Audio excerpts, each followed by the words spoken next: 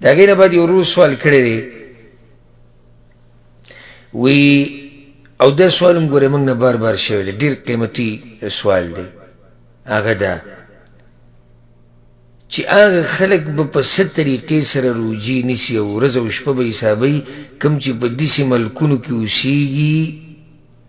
چې ورځې اوږدوي یا پکې شپه نه راځي بلکل یا پکې ورځ نه راځي په 24 غنټو کې دوی به څه کوي الجواب زه به دا جواب راټول کم چې دا مسله بلکل واضحه شي او اسانه شي په داسې ملکونو کې چې څوک اوسېږي د دې قطب شمالي سره خوا کې نو د ده دوه حالات دي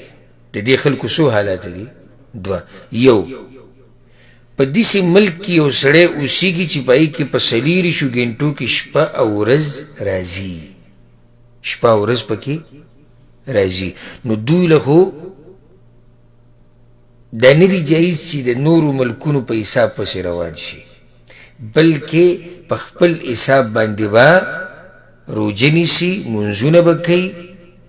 ځکه چې ورځ هم شتي او شپه هم شتي خو دی عذر نه دی ګوره څوک به کوي وایي ورځ پکې 21 غنټې ده وایي هېڅ خبره نه ده لکه بس بیا دا وایي صحیح شوه ورځ او شپه پکې شتي خو ورځ یې 21 غنټې ده او ورځ 20 غنټې ده ورځ 22 غنټې ده او صرف پکې 3 غنټې شپه هېڅ خبره نه ده اهم خبره ده چې په 24 غنټو کې ورځ او شپه راځي نو بس د هغې حساب به کوي او خپل ترتیب سره به منځونه کوي او روجې به نیسي دویم حال دا دی بعض ملکونه په دغه طرفونو باندې داسې دي او بعض علاقې چې هلته په 24 غنټو کې شپه او ورځ نه راځي شپه او ورځ نه راځي لکه کله بعض ملکونه داسې دي چې ورځ پکې 2 ورځې بیا 2 ورځې شپې کله داسې بعض ملکونه ګوره هفته پکې ورځي او هفته پکې شپې بعضو کې میاشتې او په میاشتو میاشتو نو دوی به څه کوي جواب د دوی طریقه دا ده چې دوی به دا ټیم د منځونه د عبادتونه د هر څه به تقسیم کړي په 24 غنټو باندې لکه دا 24 غنټې به دوی داسې کړي چې دا څه دي شپه ورځ شو اگر که شپه ورځ پکې نشته یا شپه ده او یا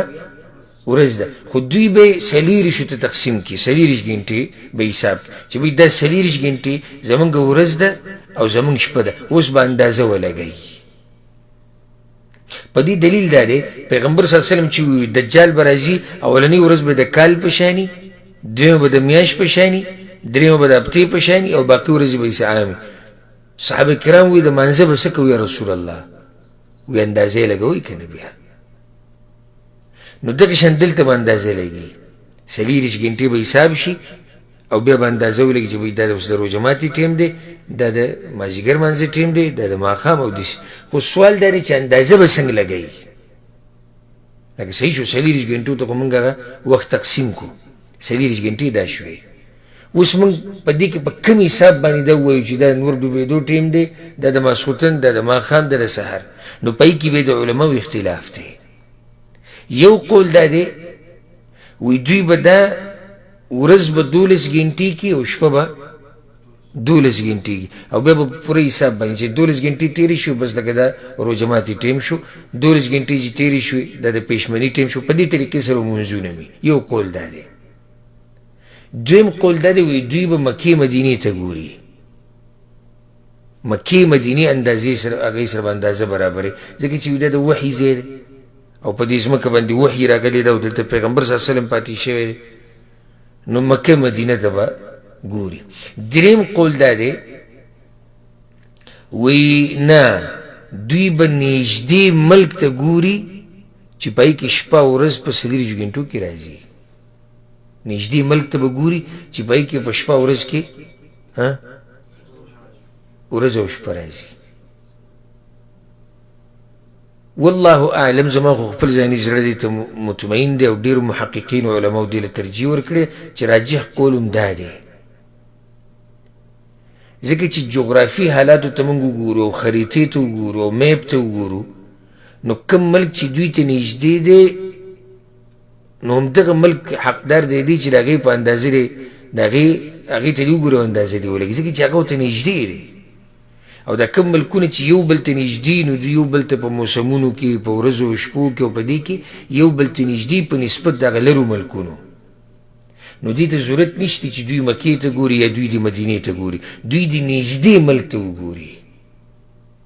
هغه نږدې ملک چې په هغې کې په 24 ګنټو کې ورځ او شپه راځي د هغوی په څه ترتیب باندې شپه ده په څه ترتیب ورځ ده په څه ترتیب لمونځونه دي په څه ترتیب روژه ده په څه ترتیب پیشمنۍ دی بس هغې ته دې ګوري او په هغې دې عمل کوي دا خلاصه ما د دې سوال حتی الوسه د دې جواب بیان کړه او حتی الوسه کوشش مې وکړو چې مختصر یې کړم چې دا رونه پرې پوه شي ځکه چې ډېر زمونږ پښتانه رونه او خویندې هغه په داسې ملکونو کې دي چې هلته یا خو په 24 ګنټو کې شپه ورځ نه راځي او یا که راځي نو ورځ یې ډېره اوږدی یا شپه یې ډېره اوږدی او هغوی دا قسمه سوال مخکې موږ نه